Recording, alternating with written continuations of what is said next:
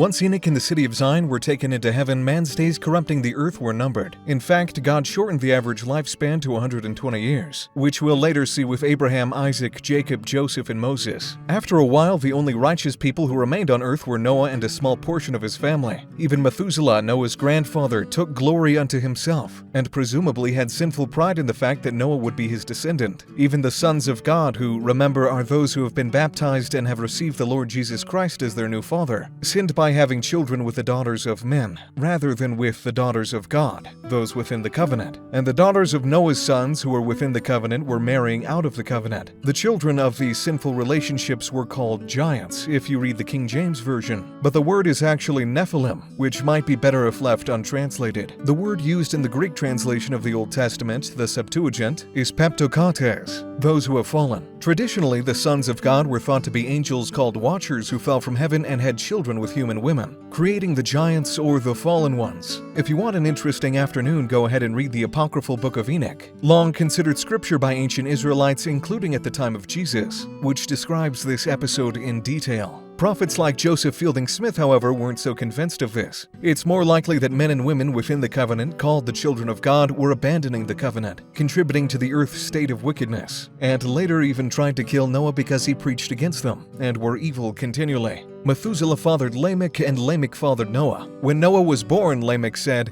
"This son shall comfort us concerning our works and toil of our hands, because of the ground which the Lord hath cursed." The name Noah means rest, which becomes even more meaningful with the insights of the Book of Moses. Recall how heartbroken Enoch was at the restless sorrow of the earth itself because of mankind's wickedness. As the floods approached, the earth would soon rest, and righteousness would abide upon its face for a short while. Noah preached the gospel, but quite literally no one would listen. And it repented Noah that mankind was created in the first place. Or in other words, he was sorry, felt bad that God had created humans. And so, because the only righteous man left on earth thought mankind itself was a mistake, and for the reasons God describes in Moses 7, God opened the windows of heaven and sent the floods. Only 8 people, Noah and his wife, Shem, Ham, Japheth and their wives, and 2 of every animal were saved in an ark before every living thing on earth was destroyed by a rain that lasted for 150 days, from February 17th to July 17th. Afterwards, the ark floated to and rested upon the mountains of Ararat,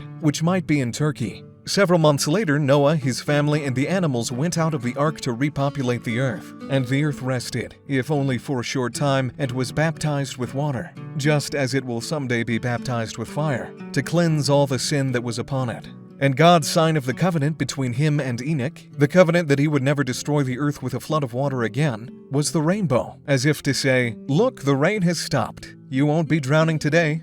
Noah was commanded, like Adam and Eve, to repopulate the earth and subdue every living creature. It was a fresh start. He was told that he could eat whatever he wanted, but he couldn't eat blood, as the blood of animals was for sacrifices to the Lord. And God implemented a new rule. The punishment for shedding the blood of another person is to have your blood shed yourself. It makes sense that God didn't want a repeat of the Cain and Abel episode. Fast forward a few generations and the righteousness didn't last long. In the land of Shinar, which is Mesopotamia, a kingdom called Babel was built. Babel as in Babylon. Babel is also wordplay, as while the name Babylon comes from the Akkadian language meaning gate of God, in Hebrew the word Babel means a confusion of sounds or voices. The people there built a tower, most likely a ziggurat, a representation of the cosmic mountain, in which you would ascend to be as close to heaven as you can get. Imagery also prevalent in temples. It also makes sense that not long after a world-destroying flood, people would find comfort in getting as high off the land as possible.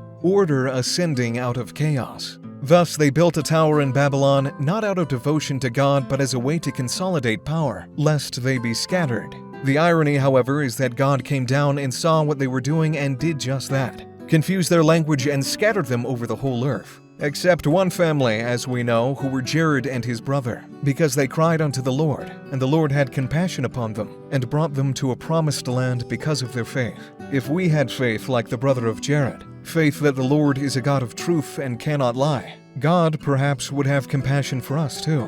And just imagine what he could do for us, and what promised land he could take us to.